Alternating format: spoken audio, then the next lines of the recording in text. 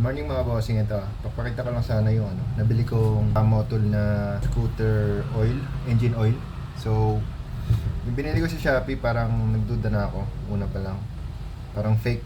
Kasi yan, kung makikita nyo, yung scan niya, nung in-scan ko sa online, ang lumabas is hindi Motul, so Motul. May letter I dun sa Motul.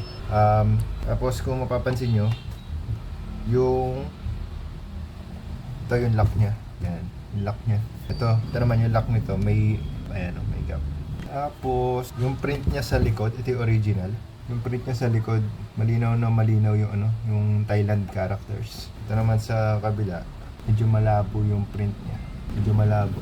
Tapos yung dito, kung in-scan mo yung QR, ilalabas na batch number, tama.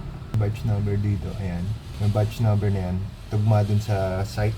Ito naman, tugma rin naman, kaso nga lang, yung site na lumalabas dito, Motul. So, dito sa kabila is trace.motul.com.